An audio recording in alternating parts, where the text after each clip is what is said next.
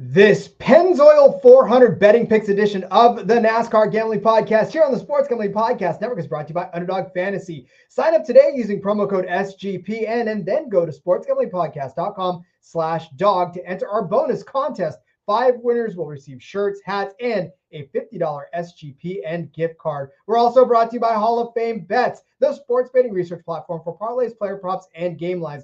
Download the Hall of Fame Bets and visit HOFBets.com. Use code SGPN to get 50% off of your first month and start making smarter bets today. Drivers,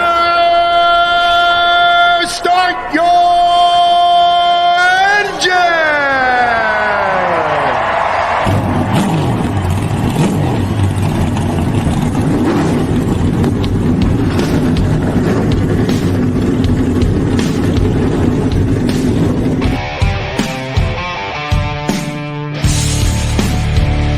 Strap in and pull those belts up tight as the Sports Gambling Podcast Network presents the NASCAR Gambling Podcast. I'll wreck my mom to win a championship. I'll wreck your mom to win a championship. With all the news and the best bets for your NASCAR weekend. It refrains me from not beating the out of you right now because you ask me stupid questions. But since I'm on probation, I suppose that's improper to say as well. If you could talk about racing things, we could talk about racing things. Now, here are your hosts, Rod Villagomez and Cody Zeeb.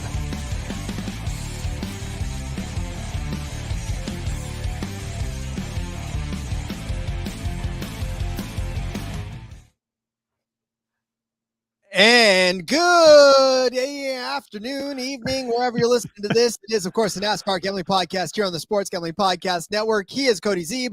I am Rod Villagomez. Sorry for the terrible cold opening. Look, full disclosure, I've been up since way early this morning. Had a couple of deadlines to meet, so if I'm a little bit loopy today, then forgive that. But we're here to deliver quality content, as we always do, despite my lack of sleep and essentially lack of words. But Cody, baby, it's Viva Las Vegas time as we get ready for the Pennzoil 400 from the Las Vegas Motor Speedway. Let's go. Las Vegas, here we go. As we have been saying all season so far, this is where the real betting starts. This is where it's not such a crapshoot when you're placing bets, which, as much as I love betting on super speedways, after 2 of them, it's nice to get to this point. So I'm excited to talk about Las Vegas. You're going to be there on Sunday, covering the race up close for us. That's going to be pretty awesome. So make sure you're tuned to all the socials and the Discord. Rod will have all kinds of great pictures and stuff over there. So check all that out. But yeah, I'm excited, man. It's 1.5 mile intermediates. These have been the best racing we've had in this new package. It's going to be pretty hard to top last week, but man, yeah, it's just I'm real excited to go to a quote unquote regular racetrack. Yeah, and there's a lot of new folks in the Discord, obviously, like we've discussed in the last couple of weeks. And for those of you who are new and have sort of kept up with these 2 super speedway type racing, welcome to the real NASCAR. And we hope you enjoy it as much as you have the super speedways, but also a lot of what we talked about too in the Discord, as far as I know Cody has hit a lot on starting positions and all that other stuff. So great discussions going on over there in the Discord. This is always your pitch to go join in. Say hello to the chat real quick. As for those of you watching on YouTube, thank you again for doing so. Dos Flacos, cheers, boys. Cheers once again. My water. Gonna stay hydrated and stay awake. Walter in the chat saying, what's up, Rod and Cody? Placed Kyle Busch at plus 950 as my outright pick for Vegas. Yeah, as you know, Walter, we'll get to that at the end for sure. And then, of course, John Little in the house. Rod, no sleep till Vegas. I'm going to rock Beastie Boys on my way over. Let's do that. Mark Cobb saying, let's get it, boys. Time for some real strategy in the track. And Ty Tiger in the house. What's up, Ty Tiger? Hey. Yeah, we appreciate you guys, too. I wanted to mention, too, the Discord. For those of you who don't know, I know we mentioned it a lot. It's basically a place where we can all chat, have a conversation. Just go to your browser. You type in sg.pn/Discord. It's that easy.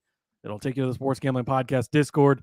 You jump in the NASCAR channel, the F1 channel, the IndyCar channel. We're active in all of those. And it's just a group of all of us, people that are listening, us, we're in there. Rod and I will partake as well, asking questions, talking about stuff. I mean, today, people have been posting lines and where the different things and what different books have going on and stuff. So great way to continue the conversation outside of the podcast. So make sure you're checking that out.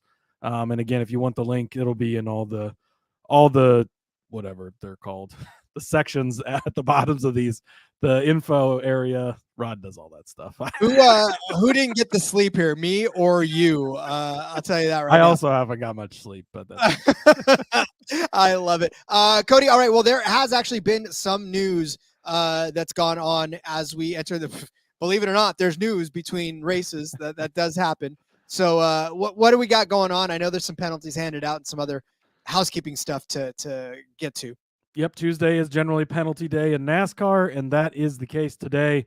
Noah Gragson, Ryan Preece, both from the SHR camp, of course. They had their roof rails taken away last week, basically, from NASCAR in Atlanta. So they were both docked 35 driver and owner points for non-compliant roof air deflectors that were confiscated at Atlanta. No monetary fines for them, just points fines. So that moves, that moves Preece down to no points. So he lost all the points he had, which puts him 36th overall. He was 24th prior to that, 47 points behind 16th, which of course is the cutoff for the playoffs. Obviously, we've got a ways to go till we get there. He was only 12 points behind now. Of course, he's 47. Gragson actually has -6 points now, puts him 43rd overall. He was 29th.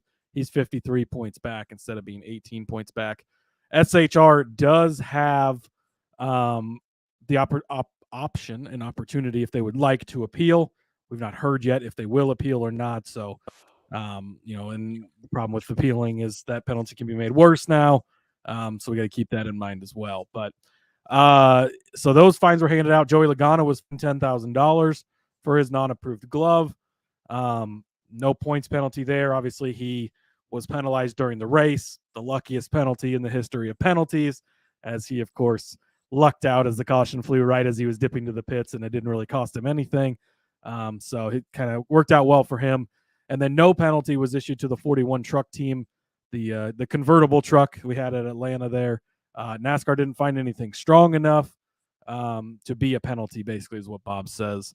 They couldn't determine the cause/sequence of events as to why the roof came off. So also nothing on the 38 truck I've not seen. They were disqualified from the race. Generally, that's kind of the end of that. You don't usually see them disqualify you from the race and then add another penalty. That's kind of a big enough penalty of its own. So that is the handful of penalty news that we had today. Cody, have you ever bought $10,000 gloves? I'm trying to rack my brain all the gloves I've bought over the years. I can't say that I've purchased a $10,000 pair of gloves, but Joey Logano has. I tell you that one right now. Joey Logano has purchased $10,000 gloves. That's kind of like buying a 10-cent pair of gloves to us, I think, Rod. Well, yeah, for him, I'm sure he probably. Guess what? He keeps that pole award for Roger Penske on the Daytona 500. I bet you Roger Penske has no problem paying $10,000 for that pole award for the Daytona 500. So I'm gonna go out on a limb and say that that's probably the case at this point. Because there's zero chance they weren't using that glove at Daytona as well. Hendrick did also announce today they're going to enter 10 Xfinity Series races this season. All 4 Cup Series drivers, so Bowman, Byron, Elliott, and Larson will be in there, along with Boris Said coming back to do. Cool. Which one was Said? Said's going to do Sonoma, actually, which maybe you'll be at that one. Get a chance to see him. So all 4. See Boris Said at Sonoma. There you go. So, dude, let's go. Yeah, it's all kind of throughout the season. Starts March 9th, which will be next week at Phoenix with William Byron, and then it'll go on from there with all of the guys entering various events. I think that's it as far as news goes. As far as the entry list, there is one open car entered this week, the 44 car, JJ Yaley. Why they're entering this race all the way out in Las Vegas and they didn't enter Atlanta last week doesn't really make any sense to me. But as far as the rotator cars go, Kaz Grala is back in the 15. Derek Kraus is going to make his Cup Series debut in the 16 car. And then everyone else is kind of your full-time guys as far as that goes. Nothing too flashy on that one. Again, we're sort of catching our breath now. And after 2 super speedways, it's so insane just to think that we're actually now just sort of really getting back down to normal, whatever normal is anymore on this entire NASCAR circuit, because there's still some twists and turns left in this schedule. It's not necessarily all that cut and dry like it used to be. So a lot to keep up on, a lot of fun to be had. There's also a lot of fun to be had throughout the week as we go on with our shows. We have an Underdog fantasy show that we put out for you where we give you our favorite Underdog picks. It's also kind of balled up with our DFS episode as well. So we have both of those in one episode. And last week, guys, in a very rare occurrence, which is fantastic because, we love it. We're going to build off of it, but we swept the board. We gave you 6 picks for Underdog Fantasy and nailed each and every one of them. So no matter what combination you used, you cashed and you won. Hopefully you went up to 5. Hopefully you got the max multiplier on it. Hopefully you got your spicy picks in there to win up to 100K or 100X rather. Well, 100K would be nice, but 100X is just as good depending on what you put into it. And Underdog's simple to play. All you got to do is pick higher or lower if you're playing a sport that actually gives you higher or lower, or better or worse, especially for us in the motorsports world. That's a little bit easier language to understand. You do all of that, and then you get a chance to win a ton of money, fun money, free money. It's fun money. Plus, if you use the promo code RACESGPN, you are going to get a 100% deposit match up to $100. Again, if you use the code RACESGPN, you are going to get that 100% deposit match up to $100. Sign up today. Use promo code RACESGPN. Get your first deposit doubled up to $100, as well as an instant pick'em special. Visit underdogfantasy.com or find them in the App Store. And don't forget to register with any promo code, with our promo code RACESGPN, to get your first deposit doubled up to $100, as well as that instant pick'em special. It must be 18 or older and present in the state where Underdog Fantasy operates. Terms apply. Concerned with your play? Call 1-800-522-4700 or visit www.ncpgambling.org. SGPN is also teaming up with Underdog to give you even more of a bonus. Sign up between now and the end of the month. 5 winners are going to receive an Underdog hat, Underdog shirt, and a $50 SGPN gift card. Sign up today using promo code SGPN and then go to sportsgamblingpodcast.com/dog to enter the contest for your chance to win. All right, Cody, as we talked about, it is, of course, the Las Vegas Motor Speedway. We are back on the 1.5 regular-ish track, right? It's what they used to consider cookie cutter. Yeah, this is the cookie cutter. Not so much anymore. Jeez, that's true. Looking through it, we just don't have a ton of 1.5 races like we used to. No. I mean, you had Charlotte twice, you had Chicagoland, you had Kentucky. Some of these places are just gone. Charlotte, we do the road course once now. So definitely not what it used to be. Texas, we used to go to twice as well. So yeah, they really cut back on the 1.5 miles. But it's been great racing in this new package, in this new car. I would say that it's been the best racing, other than, the super speedways are always going to be close.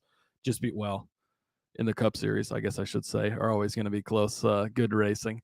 But man, again, if you've been following us, if you're new to this, the super speedway stuff for the last couple of weeks, it was dart throws. It was, you got to watch out for the big wrecks, all this stuff. This week is you actually go off the numbers. You can place normal size bets. Not everything's going to go your way, because that's how it goes, of course. But, and wrecks still happen and all of that. But it's a lot more easier to predict, I guess, is the way to put it, because it's not as dart throwish as a super speedway is. Speed and drivers matter a little more on this rather than setup. So It's 267 laps around this 1.5 mile paved track for 400.500 miles. When you look back at some of what's happened on this track, as far as previous winners are concerned, Kyle Larson drove away with this one in the fall of 2023. And then before that, it was William Byron in the Pennzoil 2023 of last season. Before that, it was Joey Logano taking home the trophy in the fall race of 2022. And then, of course, in the spring race, Alex Bowman took home the trophy, beating Kyle Larson in that race. So a mixed bag, but honestly, one trend you're going to see is that Hendrick is the team to sort of beat on this track. Yeah, that's a lot of Hendrick that you just mentioned there. It's a lot of Hendrick. And let's start by, first of all, Cody, kind of praising the books because we talked about it the last couple of weeks where we wished we would have just a little more. They've been giving us more. We just wanted that much more because we're greedy. And as well, I guess as sports bettors, you gotta be greedy, don't you? You want to beat the books. You want to beat everybody. We're here for. That's what we're here for. So, and by God, they've answered. We have fantastic markets. We've got look. Once upon a time, I could scroll like twice and be done. Now I'm continuing to scroll. We've got a lot of great choices, and we're going to utilize some of those. Yeah, got to keep rolling that mouse down. I mean, shout out to Caesar specifically. They're the ones I see with a lot of these props. They've got average speed of the race, margin of victory, number of lead changes, drivers to lead a lap, drivers lead lap at the finish, most laps led by any driver. All those things are great. Superbook has done this. I think they did it at Daytona. I don't know if they did it last week, but they've done it. Now Caesars is jumping on it where they give a driver and they give his finishing position. So just like Chase Elliott here, for example, it's 11.5. You can take his over, which would be worse than, again, the confusing link. So I guess I should say clarify. On Superbook, we know over means higher than. So 11.5 would be 12 or worse. Under on Superbook would be 10th or better, or 11th or better, I guess. So clarify maybe with Caesars. I don't want to say that if, without knowing for sure, but Superbook has been confirmed.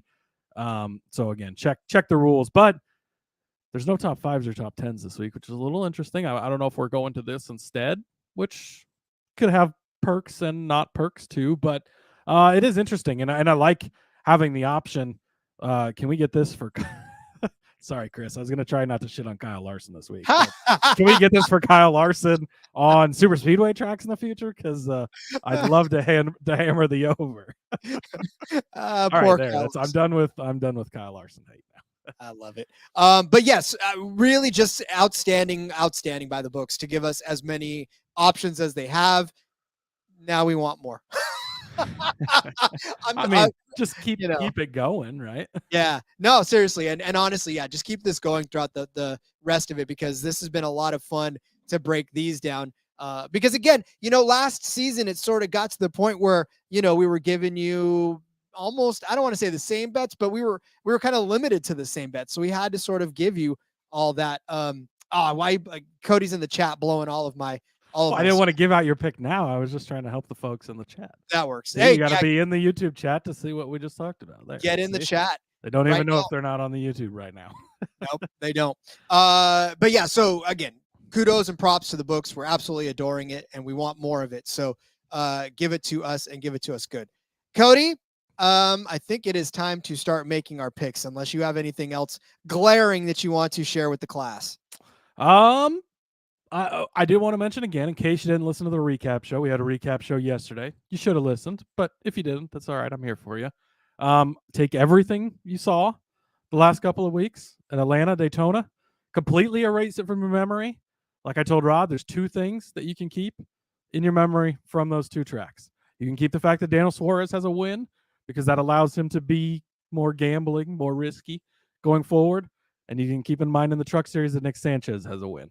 Absolutely nothing else matters. I don't care what you saw. I don't care who you were impressed with.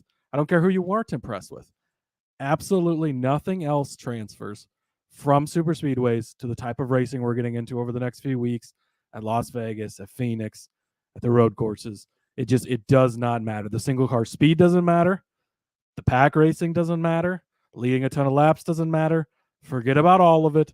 Don't let it affect anything. It already is. You could tell by lines, which is crazy. So Just forget about it. Move on forward. Daniel Suarez has a win. That's the only thing you need to remember from the last 2 weeks.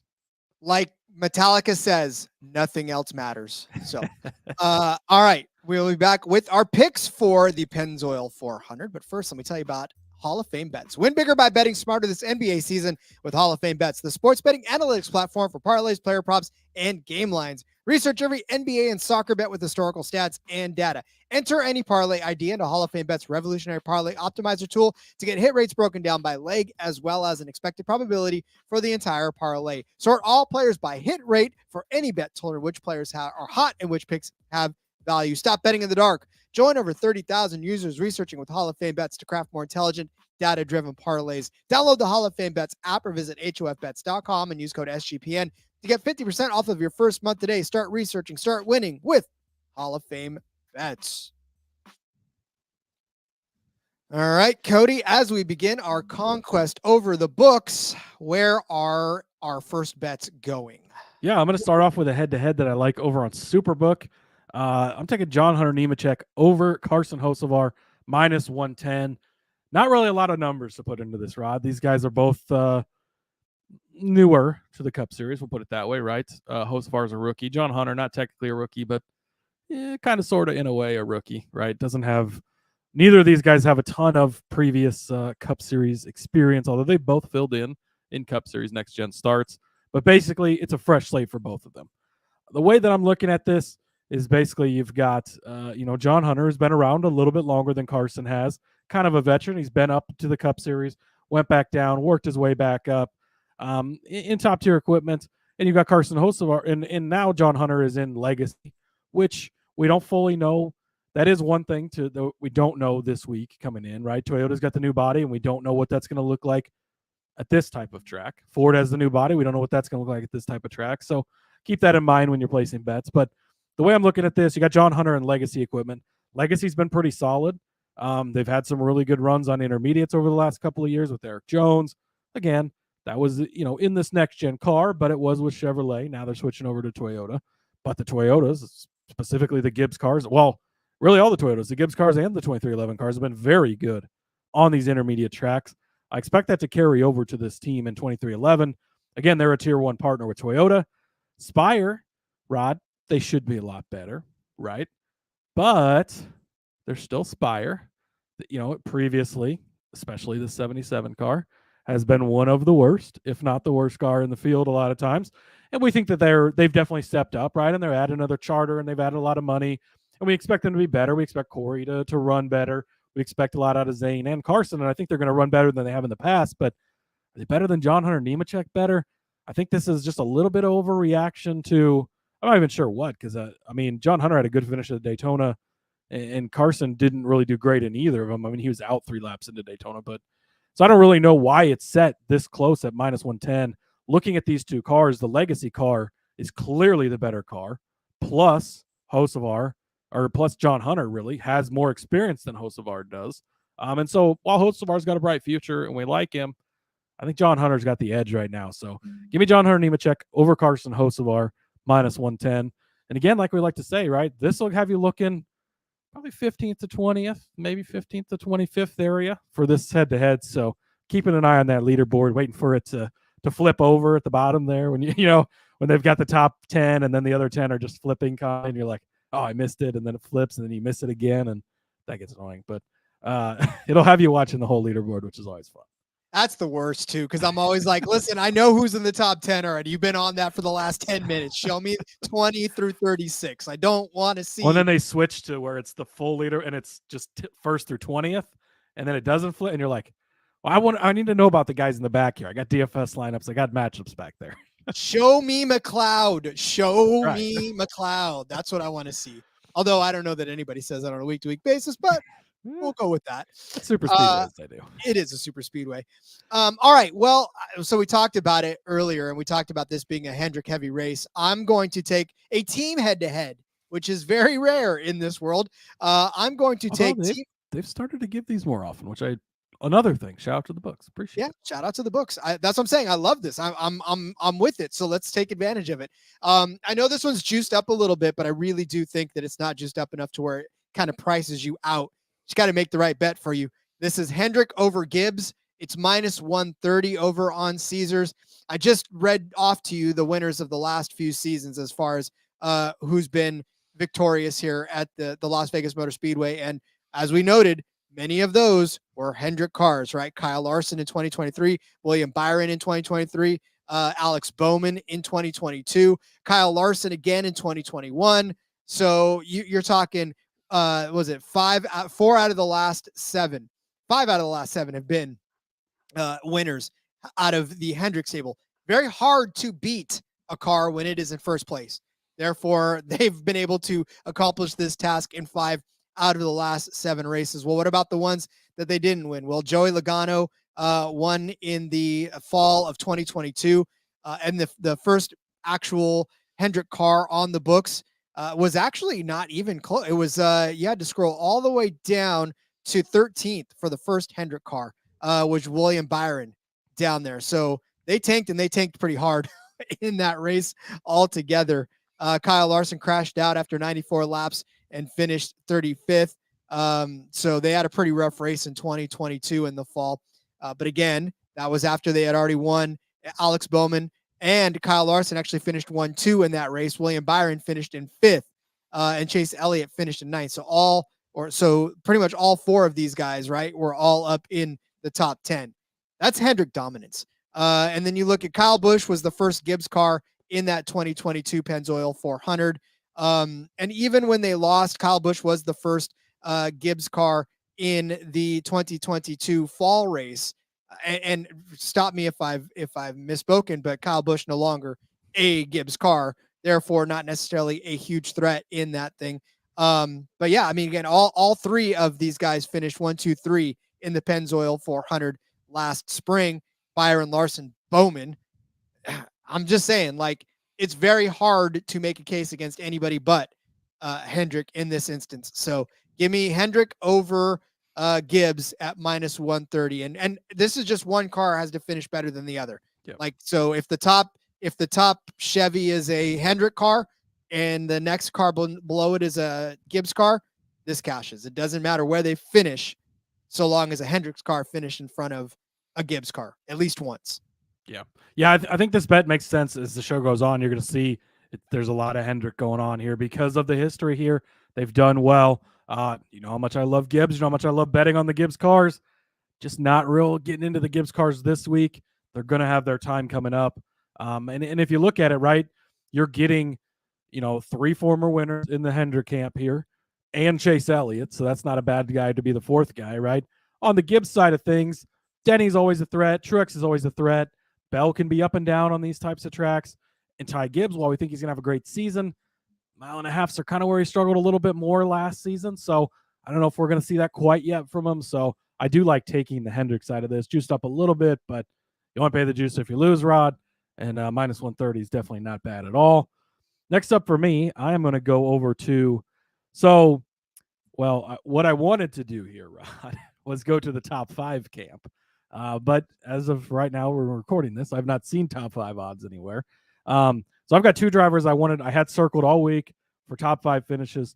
So I'm going to toss them out there. If you get top 5 odds at some point this weekend, which hopefully you will, I do like them both. Bubba Wallace, top 5. Brad Keselowski, top 5. Going to take both of those guys. But since we don't have that in the meantime, over on Caesars, they've got the higher or the over-unders that we talked about earlier. Again, we're assuming that under is finishing better than. We're assuming that over is finishing worse than. So for Bubba Wallace, it's at 14.5. So not only do you see it, he doesn't have to get you a top 5, doesn't have to get you a top 10, just to get you a top 14, which really is kind of a nice way to play this. You're getting at minus 115, so you're not going to get as juiced up of a number, obviously, as you will at a top 5. So I'm going to play both. I'm going to take this, lower, under, better than 14.5. God, this is going to be the end of this show, trying to figure out how to say these. Better than 14.5 for Bubba Wallace. And I'm going to take the top 5 at the bigger number once we get it. But love Bubba Wallace here. He finished 4th in this race last spring. He was 15th in the fall, struggled a little bit. But if you go back to the end of last season, he led 111 laps at Texas, a pretty similar track to this one. He finished 3rd that day. He was running 3rd at Kansas. before he blew a tire in the fall. Last Kansas in the spring, he was 4th place in that one. Again, kind of comparable tracks.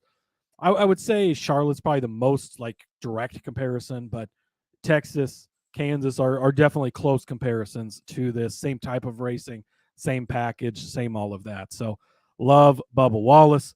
And then for Keselowski, also going to take his top 5. He's also set at 14.5. So going to take the under, the finishing better than. His is juiced up a little bit again, minus 130, but I love it. Ryan over at iFantasy Race had tweeted this out, and it kind of just summed up everything that I liked about this bet, so I figured I would just read what he says. At Vegas since 2014, minus his first 3 starts in the number 6 car, Keselowski has a 4.5 average finish. Then after those first 3 starts in the 6 car, last fall, he finished 4th place. They struggled a lot early on in that RFK camp and in Ford in general, with this new car and switching over. But you go back to last fall, he finishes 4th, and then to close out the 2023 season at high speed 1.5 mile tracks in the playoffs, Keselowski was tied for the 3rd best average finish at 6.7, had the 3rd best average running position of 7.1, and the 3rd best driver rating according to iFantasy Race. So finish out the season really strong. You go back, you think Chris Buescher, right? He won at Michigan. He won at I think there was another intermediate track in there as well. They've run really well. Dos Flacco's chiming in here. He's got 3 wins here in the past. He's been solid at this track. One of the biggest questions is the new Ford body, right? We don't know how that's going to look. And a lot of questions are going to get answered this week on the Fords and the Toyotas, and we'll be able to take that information we get this weekend and translate that going forward. But I do like Keselowski. I think that team has continued to be on the rise, right? And they're getting better and better from where they were when he took over that team 2 years ago, joining in the Roush camp there. So give me Bubba Wallace. Give me Brad Keselowski. Again, I like both of their top 5 numbers whenever they come out. You're probably going to get pretty decent numbers on them just based on where they're sitting for their top 3s, where they're finished sitting for winning the race. But then over on Caesars, give me better than 14.5 for both of these guys. Minus 115 for Bubba, minus 130 for Brad. Yeah. So again, as we figure out exactly what the language means on that, then we'll make sure we know that, because whatever side is the side that we just described is the side that we want. So we'll get more clarification on the language. We're just happy that the books are giving us. Yeah. And again, another great reason to be in the Discord, because once we figure that out exactly, that's a place we can put it, and the info will be there for everyone, just like with the Superbook deal. Oh, here we go. Ty says confirmed on Caesars. It's the same as the Ty's our official book contact representative. So thank you, Ty. So what does that mean? That means that the under is the. So yes. So under would be the lower number. The worse than. No. Oh no. Under is the lower number, so be better than. Okay. Okay. Over is better than. So when I'm giving these out at 14.5, I like better than or lower. So 14th, 13th, 12th, all the way up to 1st would be the side of this that you want to take. Okay. Outstanding. All right. Well, then mine's easier than that. Mine is Kyle Busch over Ryan Blaney.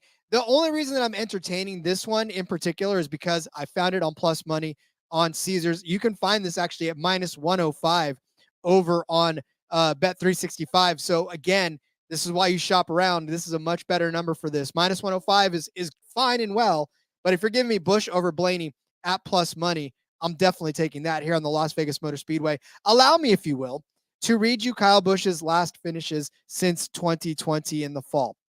All right. Kyle Busch in the fall of 2020 finished 6th. In the spring of 2021, he finished 3rd. In the fall of 2020, he finished 3rd. In the spring of 2020, in the fall of 2021, doesn't matter. He still finished 3rd. In the spring of 2022, he finished 4th. In the fall, he finished 3rd. In the first race that he ever took, as far as in Las Vegas, in his new ride in the 8, he finished 15th. He did start 5th in that, 14th rather. He did finish 5th in that one. And then in the fall, he had a very familiar finish, and that was 3rd.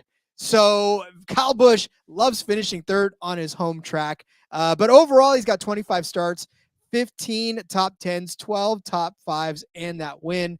I mean, you're going to hear his home track just played out throughout the entire broadcast. Oh, Kyle Busch is back home. Kyle Busch is here. And that's fine. I know That's what the we need Vegas the girls over-under on. How many times do they mention it's Kyle Busch's home track? hammer that over. I mean, I don't even care what you set it at. You can set it at in the triple digits, and I'm still going to say hammer the over. But the only reason I bring that up is because Ryan Blaney, while he had some success in the fall of 2020, right? He has finished 7th there. In the spring of 2021, he finished 5th. In the fall of 2021, he's finished 5th. Then he went on in 2022 to finish 36th and 28th, then 13th, then 6th. Nowhere in there is a finish that was better than Kyle Busch's finish. So that tells me that even when Kyle Busch doesn't finish well in 14th, he's still finishing better than Ryan Blaney. Well, hold on. I take that back. Misspoke. Busch finished 1 position behind Blaney. So my bad. I'm sorry. I'm clicking back in between, but it still doesn't matter because that was once in a span of, we're talking 4 seasons now. So definitely Kyle Busch loves driving this track. He loves driving it home. Hammer the over again on how many times they mentioned that. But I definitely love the plus money aspect of this because it's definitely a bet that maybe end up close, but I think it's going to end up in Kyle Busch's favor when it's all said and done. Yeah, hard to argue too much with that. Again, Blaney, the Ford camp, they struggled more so on the 1.5 miles last year. Now he did win like close 600, a little bit of an outlier race. But big questions there for sure still with the new body, the dark horse, and how that handles without the webbed glove being out the window. So we'll have to see how that goes. Also, Rye Cape checking in, saying what's good. I'm going to be with Rye on his show, the NASCAR Report, on Thursday night. I think that's at 8 o'clock Eastern time. So make sure you'll check us out over there. It's going to be a fun week hanging out with those guys. Rod, next up for me, we got to dig into these fun prop bets if they're giving them to us. And I think here, this is one of those overreactions to the racing we saw the last 2 weeks, which again, as I reminded you at the beginning of the show, you should not remember because you were told to forget it. And there's a reason. Even wave the pen in front of you, the flashy thingy. I did. So I had the Men in Black pen. So you should not be remembering that. But they've got over on Caesars, they have number of lead changes under 20.5. I'm taking that at minus 130. And they also have drivers to lead a lap under 9.5 at even money, plus 100 over on Caesars. So I'm taking both of those, a little bit correlated here. You go back to last week and you look right, and at Atlanta, what do we have? 5,000 lead changes, new leader every lap, all this crazy stuff.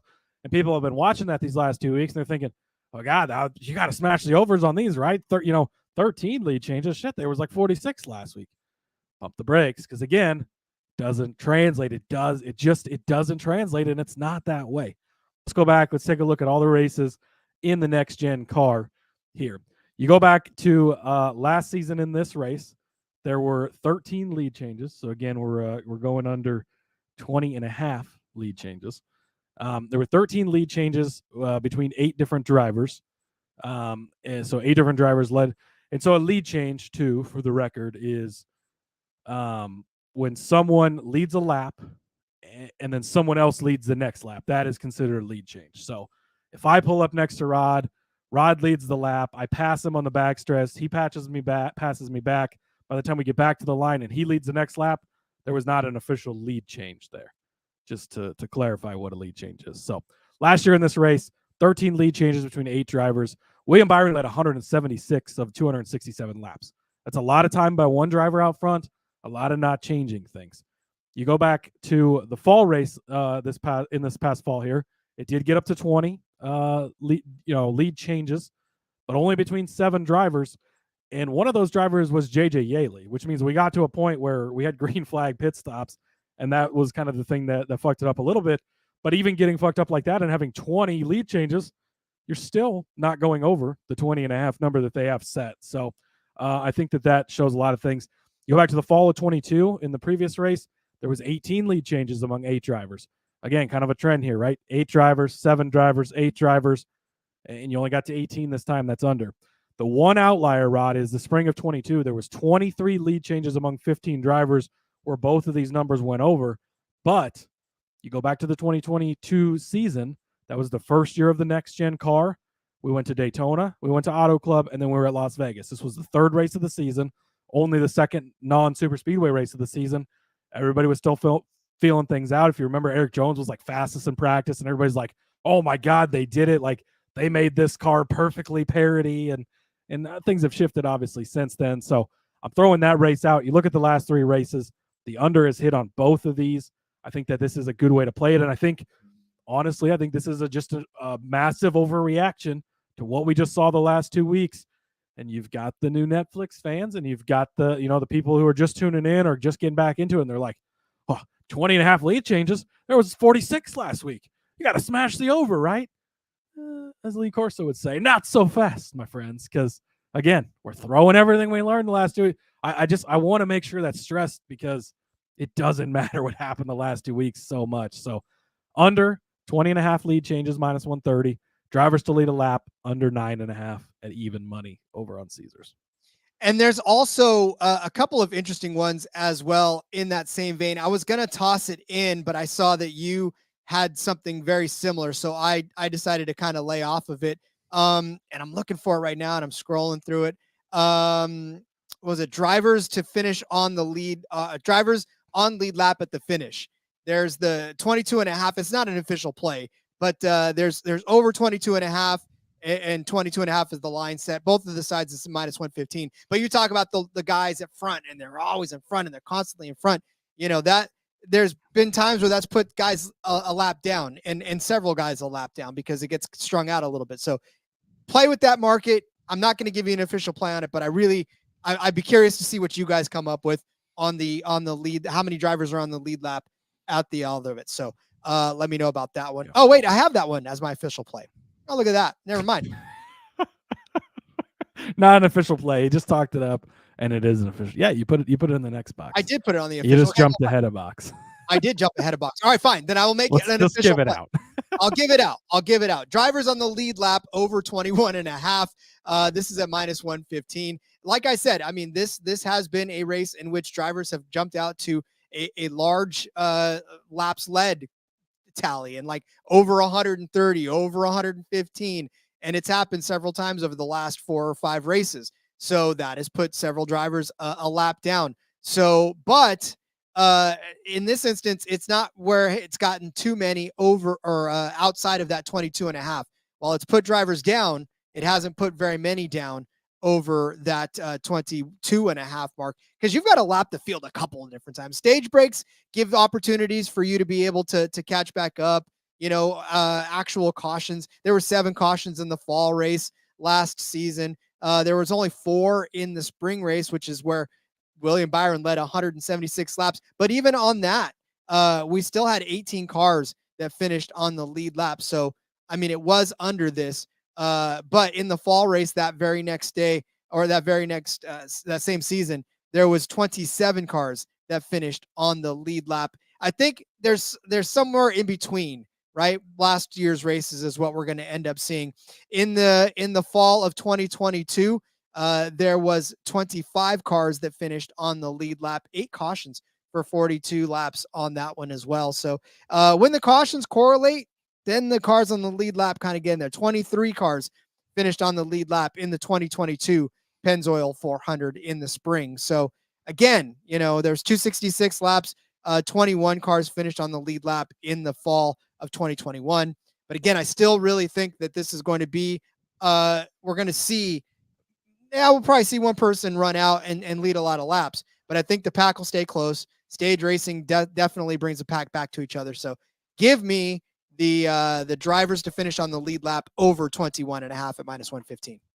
No argument for me. I like it. To catch up on the chat just real fast here, Myron was asking what books allow you to parlay top 5s. Yeah, I know Caesars has got some prepackaged ones, as those Flacos mentioned here.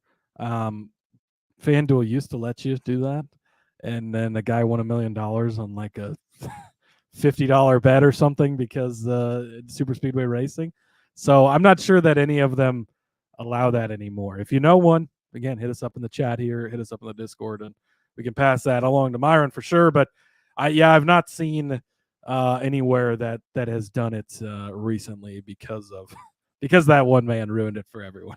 Well, I'll say that you can parlay top fives across different series. That's the one thing you can Yes. do. So not Yeah. necessarily in the same race, but you can definitely parlay top fives from across the trucks and Xfinity and Cup. Yeah, and And even Caesars F1. might let you do. I think because I think that guy had hit multiple top fives and top tens parlayed, so it might be where they don't allow you to parlay both. I can't remember, and they don't have any top fives posted right now, so it's hard to check. But yeah, we'll have to look into that. And I think Myron's in the Discord, so we can figure that out and let him know for sure. All right, where are we going next? Next up for me, I'm going to go over to Harrison Burton. Yeah, that's right. You didn't think you didn't have Cody's betting on Harrison Burton coming to Las Vegas, did you? But Rod, what you didn't know was they were going to give us worse than finishes, because that's where I'm going for Harrison Burton. Give me the over on Harrison Burton at 21.5. So that means to finish worse than, right? You're betting over the bigger number. So give me over 21.5. Over on Superbook, minus 110 for Harrison Burton. I think it was Steve Letarte who said it last week, and he's real good friends with Burton. They work together at NBC. He said if a piano fell out of the sky, it would land on Harrison Burton, and he's not wrong. Kid cannot catch a break. And to be honest, just hasn't been super great. So you go back and you look last season in the spring race, finished in 26th. In the fall race, he did finish 20th, so he just barely bested this. You go back and look at some similar tracks last season, 20th at Texas, 35th at Kansas 2, 35th at Darlington 2, 30th at Kansas 1. Again, there's the Ford questions. But then the other question, too, is, Rod, the back of the pack, the back markers have drastically gotten a lot better. And that's, Harrison Burton is in a Penske car in theory, in that Wood Brothers car, but he doesn't drive like it, and he just doesn't perform up to that level. And I think his job's on the line. I think that a guy like Riley Herbst might be in that car next year. I think he's racing for his life, and I just don't know that he can get it done. Even in the Xfinity Series, he was never like a great driver, and he was in elite equipment at Gibbs. I've not seen enough from Harrison Burton to make me want to think he's going to be in the top 20. And you go and you look at the field we have now, and you've got 4 strong Hendrick cars. You've got 4 strong Gibbs cars. Those guys should all finish better than Harrison Burton, so that's 8. Probably both Penske cars are going to finish ahead of him, right? There's 10. I mean, you start throwing the legacy cars in here. Even a guy like Justin Haley in a Rick Ware car, I don't know that it's going to be better than Harrison Burton, but I think he's got the potential to be, because Rick Ware seems to be stepping it up. The Spire cars, the books seem to be valuing them fairly higher, right? They can beat him. Look at a guy like Ricky Stenhouse, he can beat him. You've got the SHR cars that are a question, but they can beat him. You've got the RCR cars. You got the 2311 cars. Like, I'm having a hard time finding all these cars that Harrison Burton is going to beat to get better than 21.5. So give me the over, or worse than 21.5 on Harrison Burton over on Superbook. Well, I think the strongest argument that you made was just the list of cars that can be better than him on a week-to-week basis. And really, honestly, that number continues to grow as these teams start to get stronger. I mean, and really, we already know that the Hendrick cars, we already know that the Gibbs cars, but like you said, I mean, even with Trackhouse, it's almost like when you're talking about F1 and you're talking about the big 4 teams, right? You were always talking about Mercedes and Red Bull and Ferrari, and maybe the 3. And then all of a sudden you expanded out to Aston Martin last year. And then all of a sudden you tacked on McLaren. Like, all of these teams started to get stronger and put themselves in the conversation. So, as the NASCAR series continues to get more competitive, all these other teams that are getting alliances with these, like the RFKs, even, you could put them in there as well. It's, 2311s. All these guys are now in the conversation, pushing the Harrison Burton's out and the Wood Brothers out of that conversation. So, unfortunately, it's not that we don't have love for Harrison Burton, but when the cards are stacked that far against you, it's a little difficult to rise to the occasion. So, all right, I will go with an over and under bet as well. I found one that I liked, and I have Tyler Reddick. I've got him under, so we're talking better than, right? 10.5. So give him a top 10 finish at minus 130. Honestly, Tyler Reddick's numbers just really speak for themselves. And if you look back at his last few finishes here since the fall of 2021, In 2021 in the fall, he finished 6th. Then in the spring of 22, finished 7th. Started on the pole in the fall of 22 and ended up finishing 6th in that race, but he led 32 laps. The spring of 2023 didn't have really a good day in his first day in the 45 car, and he finished 15th. Right, he started 34th, finished 15th, but he did lead 3 laps. So he was there, he was around, and of course he was still getting really just accustomed to being in that 45, that brand new car for him.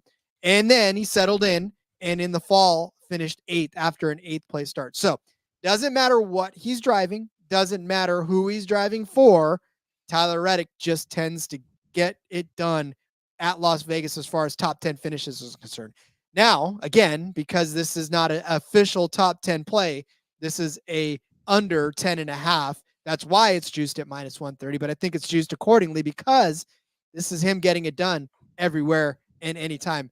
And if we think Bubba Wallace is going to have a good day, stands to reason that Tyler Reddick's going to have as good a day as well. If not, I think both of them can be in the top 10. And I think we're both talking about them in the top 10 conversation at the end of the day. So yeah, give me Tyler Reddick under 10.5 at -130. This wording again. If you could just refer to him in the future as the 2024 NASCAR Cup Series champion, Tyler Reddick, I would appreciate it. More thoughts on him coming up in a few. So Walter saying that Tyler Reddick did kill him on lap 2 last week. I know. He's not a good super speedway driver. Again, that's why we're forgetting about these. Matt did say too he's going to jump on Bowman and KFB early. We've got thoughts on both those guys coming up. And there is practice this week. So something we haven't had the last 2 weeks is an actual practice. There will be practice on Saturday. Another great reason to be over in the Discord. We can talk about things after there and kind of what we see. We might get a better idea on the Fords and the Toyotas. The short practices we have these days, it's hard to put everything into that, but we can definitely gain a lot of information there. It's going to move lines, between now and then as well. So Chase also saying weird to him that Hocevar has better odds than LaJoie and Stenhouse. Yeah, I was just talking about that with, fading Hocevar as far as betting John Hunter Nemechek over him. I don't fully understand. He was impressive in the 42. I get that last year.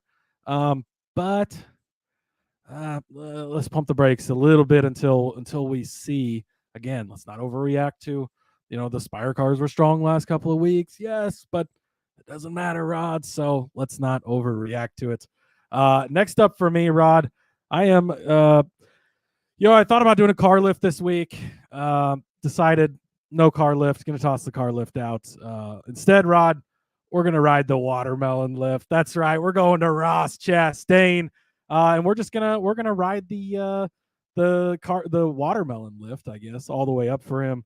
I forgot to put one of the numbers in here. So let me find out what his top Chevrolet number is, plus 650. All right. We're going to put that in there so I don't forget it. All right. Watermelon lift, Ross Chastain. Look, Ross Chastain, top 5 in 3 of the last 4 races here. And over a iFantasy race, Ryan pointed out he was 7th, 4 laps to go last spring. In the one race, he didn't finish in the top 5, finishes in 7th place. He has an average speed rank of 3rd best per iFantasy Racing at 5.5. So we're going to ride the watermelon lift all the way to the top. Again, no top 10 or top 5 odds out at this time, but he is listed at under 10.5, so better than 10.5, -110. We'll take that. If you get a top 10, well, that basically is the top 10 number. If you get a top 5 number, take it. If you get a top 3 is plus 400, going to take that as well. Top finishing Chevrolet plus 650. Taking that watermelon lift all the way to the top before we smash it in victory lane. 16-1 for Ross Chastain. Look, Ross has been very impressive. A little bit disrespected here as far as he's been strong. I mean, finishes out the season with a win at Phoenix, and kind of, his one thing we can take from the last 2 weeks is his attitude has changed, I think, and he's back to the Ross Chastain he was before. And we saw the Clash of the Coliseum as well. So, and one of the things we were allowed to remember from the last 2 weeks, his teammate Daniel Suarez has a win, Rod. That does put pressure on Ross Chastain to show everyone he's still the main man. Things are going great at Trackhouse. They're riding high right now. I think he's going to continue to ride high. His numbers should not be this high as they are, and so I think that a little bit of a mistake by the books there. So love Ross Chastain. Ride that watermelon lift this week. and then we'll bring the car lift back next week. What's funny is that I was going to go ahead and throw Chastain on my card as well until I noticed all of the watermelon scent on the I took all of it. Yeah, I was like, well, never mind. Cody's got all the watermelon scent all over this, so I can't ride the lift. But there's numbers that stand out at you when you look at this place, and Ross Chastain definitely has those type of numbers, and you can't argue with it. It's something that you really have to look at and pay attention to. And I think I like the attitude better than I ever did. Like you said, it's just that attitude, that winning attitude is back. That hungry attitude is back. That I guess I'm not really going to care what you think about me driving is back. So when that Chastain is in the car, you definitely see a major improvement in that as well. So, all right. Well, so I'm going to take one of those prepackaged top fives in there, and I'm going to take Alex Bowman and Bubba Wallace, and they have both of those guys to be inside of the top five, and that's at 12-1. Now, you already laid out the case about Bubba Wallace earlier in the show, so I won't belabor that point. But as far as the Alex Bowman side of this, look, we talked about this being a very Hendrick heavy race, and that they have definitely owned this track over the last 3 or 4 races, especially. And Alex Bowman has been a large part of that, right? He does have that win in the fall of 2022. He finished 3rd in the spring of 2023. Those are his only 2 good finishes, which is why this is a 12-1, right? The rest of them have sort of been, he's the weakest part of that Hendrick stable at this track in particular, right? He crashed out of the fall race and finished 35th. And then in the fall of 2021, he ended up 22nd, 27th in the spring of 2021. He did have a 5th place finish in the fall of 2020 and a 6th place finish in the fall of 2019.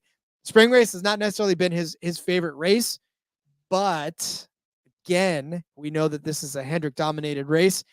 Alex Bowman is back and he needs some revenge. Like, I mean, honestly, last season he come out like a man on fire and then got injured and sort of fell off the face of the earth, right? Locked himself into the playoffs. Just kidding. But yeah, just really couldn't sustain it due to the injury. I think Alex Bowman is back. We're not taking anything away from the last couple of weeks as far as finishing for him. We're going to throw all that stuff out the window. We're just going to say that Hendrick is probably even more so than any team right now circled this Las Vegas track and said, we are getting back on schedule. We're putting all of our cars inside of the top 5. And again, I think Bubba Wallace is a good candidate to join them in the top 5 as well as one of those Toyotas that is going to finish better than any of the Gibbs Toyotas, as will all of the Hendrick cars finishing better than Toyotas. And that'll put everybody right where they need to be to cash all of these tickets. So give me Bubba Wallace and Alex Bowman inside the top 5 at 12-1. There you go. I talked about Wallace earlier. Obviously, I like him this weekend. Alex Bowman, I had him on my list to win, Rod. He's 25-1 over on Superbook. I want to mention it. That number is not correct. He's won here before. Hendrick's won 3 of the last 4. Was it 5 of the last 7 here? It's definitely worth considering. I found someone else I thought was being disrespected a lot that I like a little bit more. And so I took him out of my winner bets, but I think it is worth mentioning. He's 25-1 some places. I think he's 18-1 in others. So he's already started to creep down in some places, but he's definitely worth looking at to win the race as well. I concur. Speaking of winning the race, Cody, it is time to start loading up our race winners. Who do you got? Yeah, I am going to go to William Byron. 9-1 over on BetMGM for William Byron. Look, Rod, he led 176 laps last spring, dominated this race, and won here. I thought it was crazy because I was reading a story as I was doing my research earlier, and it was his 6th career win, and he's got 11 now. So I was like, boy, he's doubled his total since since they were here in the spring last season. But just he's been impressive all through last season. Again, we're not looking at the last 2 weeks again, but he does have that victory, and so that's something you can take away from that. They can gamble a little more. They can roll the dice in Las Vegas if they want to. But going over to iFantasy Racing, Byron has been tied for 3rd in the next-gen speed rankings on this type of track. Again, he has that win, so he can gamble. Started on the front row last year, led those 176 laps just right from the drop. You go to Charlotte, led 91 laps there and finished in 2nd place. He had a 3rd place at Kansas in the spring. So A lot of the comparable tracks he did really well on as well. So I think that you look at Kyle Larson and he's plus 450, I think is the best number I've seen for him. It's really short. Again, Kyle Larson, one of the best drivers in the world. As he comes out and wins 10 races, are we all going to be crazily shocked? No, not at all. He's hard to bet on from a week-to-week perspective. He's a lot of wreckers versus checkers type of things. You can get him 4.5 as far as his over on Superbook, I had noticed. And so maybe if you want to take him, under that number to finish better, might be a way if you really want to get in on him. But I think that jumping from plus 450 to Byron being the next guy on the board at double the price at 900 over on MGM is a little steep for a guy who won the race last season, a guy who won more races than Kyle Larson last year. He's already got a win in the pocket to gamble with, and he was the best car most of last season. I mean, won the most races out of anyone, multiple races where he just dominated, was absolutely dominant here. So I think the number is correct on Byron, 9-1. And right now, I think you have to say between Byron and Larson, it's a little bit more of a toss-up. We all believe that Larson is a generational talent and is better overall, but Byron has really come out of his, into his own here, and I think that can't be slept on. So you got to take advantage of that at 9-1. Also, Rod, I'm taking the 2024 NASCAR Cup Series champion Tyler Reddick to get that campaign started this week. He had a rough start to the season, so he needs some points. Again, that doesn't matter because those races don't matter. He is 11-1 over on MGM. I'm just going to be big on Reddick probably most of the season unless he just absolutely shits himself. But he has been very, very solid on these types of tracks. A lot of missed opportunities. We talked about that last season. His first season with Toyota, his first season with 2311. There were some pit crew mistakes. There were some driver mistakes. If they clean everything up, he's going to be a threat week in and week out. And I believe that he is one of the most talented drivers in the series right now. I think it's Kyle Larson. I think not Denny Hamlin. I think that Tyler Reddick might be next on that list. Sorry, Denny, but Reddick is uberly talented. Once he breaks out, you might see a 10-race win season from him. He had a 5th place finish at Charlotte, led 28 laps there. Second at Pocono. He should have won the race at Michigan. If you go back to that one, ends up with a bad finish, but it was him and Buescher dueling it out. Then I believe, I don't know if they didn't get the tire on or what the deal was, but there was some sort of incident there. He won the Kansas race in the fall, being in the right position at the end. He was 8th in the fall here last year, 15th in the spring. Again, that spring race, he was new to the team, figuring out all those bugs and everything. You go back to 2022 when he was with RCR. He was 6th place in the fall. He led 32 laps, 7th place in the spring. He's hung around here before, and he's been solid. Again, this is one of those things, the guys over on the Sports Gambling Podcast, the main show, they like to say, yeah, there's all these systems and computers that spit out all these numbers and stuff, but nothing beats the eye test. This is the eye test for me. Reddick is that guy. He can get it done. 11-1. Love Tyler Reddick. And then Rod, to round it out, again, I had Alex Bowman in here, but I had to change it to his teammate, Chase Elliott. Chase Elliott's 16-1 over on Superbook. Chase Elliott should probably never be 16-1. I get it. Last year was rough. He was hurt. He didn't even race in this race last spring because he got hurt this weekend, actually, before this race. That's where Josh Berry jumped in the car for him, and Elliott missed those races. But Hendrick cars have won 3 of the last 4, 5 of the last 7. He finished early in the season last year in the first race we had after the Super Speedway of Daytona was Auto Club. He was 2nd place in that race, and that was before the injury happened. Things kind of fell apart after that, although he did have a 6th and a 7th, the 2 Kansas races. And he was involved in a wreck here in the fall, so he didn't have a good result as he was wrecked out as well. And wreck at Charlotte as well. So there was some instances in there and all. But look, he's a Hendrick car. He's uberly talented. He's a former champion. We know he can win races. What was it, 2 seasons ago? He won 5 or 6 races, just like Byron did last year. His teammate Larson, a plus 450, to win this race, and he's all the way at 16-1. Both really, I think the other 3 Hendrick cars are all mispriced. I've got Byron at 9-1. I've got Elliott at 16-1, and Bowman again at 25-1 is definitely worth considering putting on your card as well. So Chase Elliott 16-1 over at Superbook. I think he's too long for as talented as he is, as good of a car as he's in, especially on this track. And again, the thing to keep in mind too with the Chevy and the Ford and the Toyota thing, Chevy cars are still the same. So the Chevy cars that led 176 laps last year are coming back here. Toyota and Ford, we just don't know. Now they could have, gained advantages, and then a guy like Tyler Reddick maybe breaks out with having a better car. But we know that the Chevys are at least going to be good. So Byron 9-1, Reddick 11-1, Elliott 16-1. All good picks. Again, I still love the Hendrick love for that one. Reddick, I talked about him earlier. I honestly think that if this 23-11 team can punch through, him and Bubba are going to be in for good days. And I'd sure like for them to get into the top 5 as well as Bowman as well. My winners, I'm already just going to lead off and say Busch. Busch at 16-1. That is a crazy price. I'm not quite sure. The guy that's finished third place in more races than he's probably run here, he's probably still finishing third. Even when he retires, it's almost like Kevin Harvick, an auto top 10 finish at certain tracks. It's the same with Busch. I think he's going to punch through here and get another win.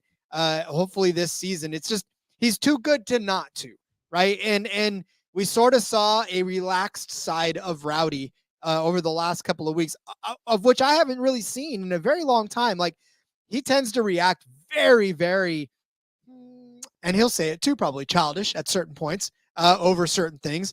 And he had every reason to sort of pout a little bit, especially even after last week's finish, right? Where he was 0.007 seconds away from claiming a win, man. I know the heartbreak of it all.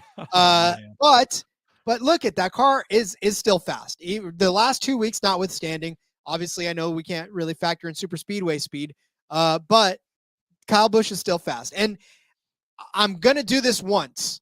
All right. This is my one time that I go out on a limb for Kyle Busch at a 1.5 mile track. If he burns me, I'm done, because we said this a lot last year where we were saying, all right, Kyle Busch, this is his race. This is a fantastic spot for him. He's done good here. He's run well here. And we fully expect him to do it again. And then he doesn't. And then the next week we're off of him and he wins the race. So I'm through with that. Well, I've been on him the last 2 weeks, Rod, so I'm glad you picked him, because that could happen again. I suppose one of us had to hot potato him, right? I mean, that's where we're at this point. Just who wants to get burned by Busch? I know that who wants the burning Busch? Yeah, who does it? But yeah, so I'm taking Busch 16-1, praying and putting my cross out and everything. We'll see how that flies.